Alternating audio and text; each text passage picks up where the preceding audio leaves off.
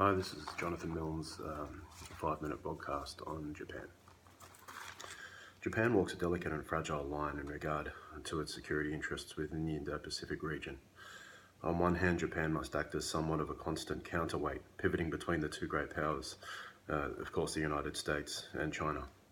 And on the other hand, Japan must consider its own ultimate security future and the steps it must take in regard to any military hardware advancements and developments, and how those moves will be perceived by the great powers that watch its every move, motivated by their own security agenda. Japan must also take into account the overall interests of the Indo-Pacific region in consideration of its main security objectives. In recent decades, Japan has indeed made obvious steps to ensure it is seen as a willful contributor to overall harmony and cooperation between states in the region. Japan has vital territorial claims that are in direct conflict with the claims of China. Very recently, these claims have ignited tensions in the East and South China Seas as China moves to muscle in on any vast wealth created from the utilisation of gas resource from the seabed of the contested territories. Japan's choice of strategy since the end of the Cold War in particular has been unmistakably centred around the United States and their interests in the Indo-Pacific region. As Evelyn Goh claims in her article, How Japan Matters in the Evolving East Asian Security Order, more vocal and activist East Asian leaders don't want domination by China and the withdrawal of the United States from the region.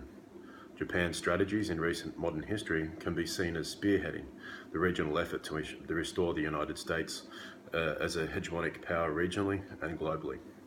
Japan provides the United States not only with a massive strategic post for a great number of its troops and military assets, it also provides financial contributions to their costs whilst on Japanese territories. Obviously, this is seen as an investment in security from Japan's point of view, as their own military efforts have stagnated or been in decline over the past 3 decades in particular. In response to the regional perceived threat of an emerging great power in China, Japan has made great diplomatic efforts to avoid antagonising China. Japan must on one hand work regionally to ensure the peaceful rise of China is equally beneficial throughout the region, whilst also refraining from appearing to be dictatorial to China. Of course, the elephant in the room is North Korea.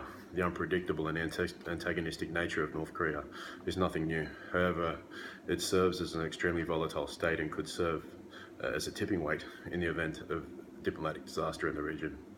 Japan must always have this in mind in consideration of any action it takes.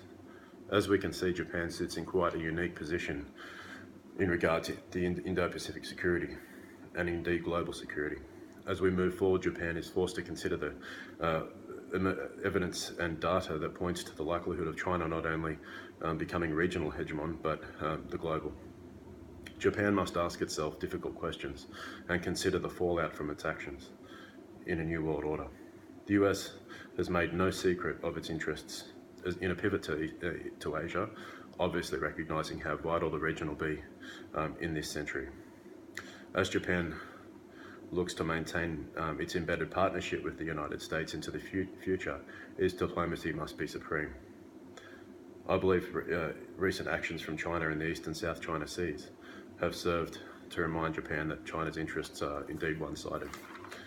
Chinese actions could also reflect their perceived position in the US-China Japan partnership or relationship as being the adversary and signal their position into the future, which is of concern.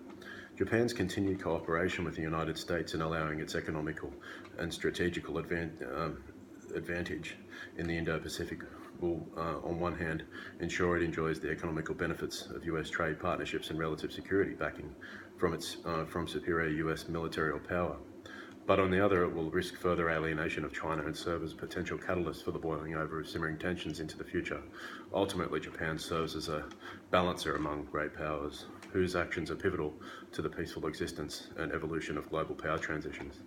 The role of Japan post-World War II has obviously been recognised by the United States as one of great global relevance. Japan provides the US with a strategic advantage of infinite value.